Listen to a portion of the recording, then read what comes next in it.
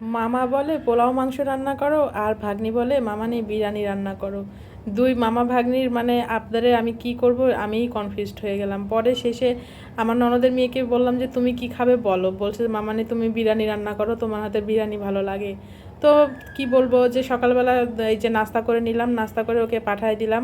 আর গরুর মাংস ভিজিয়ে রাখছিলাম, ওগুলো তুলে ফেললাম। আর যেহেতু চিকেন দিয়ে বিরিয়ানি খাবে, তো চিকেন আনতে বললাম, তো ওর মামা নিয়ে চলে আসলো চিকেন। তো চিকেন দিয়ে বিরিয়ানি করব, যেহেতু আমার ননদের মেয়ে বলছে ও আবার আমার হাতে রান্না খুবই পছন্দ করে।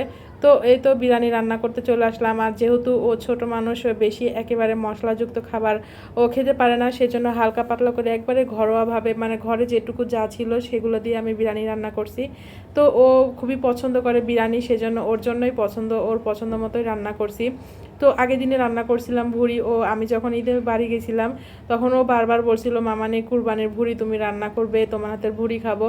কিন্তু রান্না করতে পারিনি, বাড়ি থেকে আমরা নিয়ে চলে আসছিলাম। তো ও আসার পরে আমি আমার বাসায় ভুড়ি ছিল সেগুলো রান্না করছিলাম, রাতে ওগুলাই খাইছিল। তো আজকে যেহেতু ও চলে যাবে, তো ওকে আমি একটু বিরিয়ানি রান্না করে খাওয়ালাম ওর পছন্দ মতো। তো বিরিয়ানিটা রান্না করে ফেললাম, বিরিয়ানিটা কিন্তু অনেক সুন্দর হয়েছিল খেতে, ও অনেক পছন্দ করছে যে মামানি তোমার হাতের বিরিয়ানি অনেক ভালো লাগে, আর আজকেরটাও তো অনেক সুন্দর হয়েছে।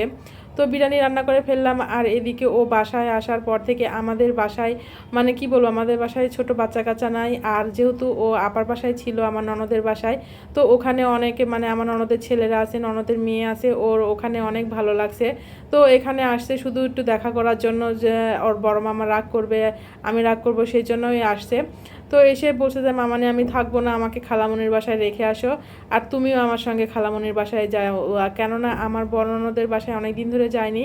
আমার বড় ননদও ওকে আবার আপনাদের ভাইয়াকে বলছিল যে মিশুকে একটু নিয়ে আসিস, অনেক দিন ধরে আসেনি আমাদের বাসায়, একটু নিয়ে আসিস। ও তো জেদ ধরছে মামানি তোমাকে ছাড়া আমি যাবই না, আমি অসুস্থ, তারপরেও ও বলছে তোমাকে ছাড়া যাবই না, খালামণি তোমাকে যেতে বলছে। তো কি আর করা, তো ওর সাথে যাচ্ছি, ওকে রেখেও আসবো আর আপার সঙ্গেও দেখা করে আসবো, ছোটো পিচিটাকেও দেখে আসবো।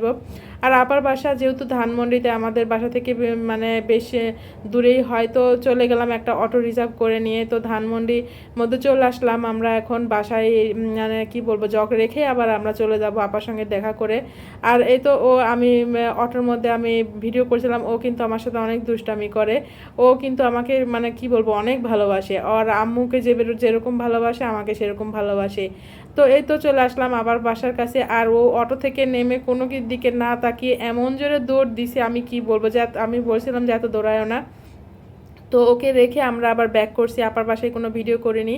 তো এই তো আমরা যেহেতু যে আমরা বেশিক্ষণ দেরি করিনি। আর আপা তো আসতেই দিবে না, আমাকে বলছিল ওকে যে তুই মিশুকে রেখে যা, তুই চলে যা। কিন্তু আমি বলছি না আপা, আমি আজকে মানে একদমই আসিনি প্রস্তুতি নিয়ে, অন্য আরেকদিন আসবো। তো আপাকে অনেক বলে টলে বুঝাই টুঝাই চলে আসছি। আর এই তো রাস্তায় এসেই একেবারে জ্যামে পড়ে গেছি, ঢাকায় তো জ্যাম থাকবেই।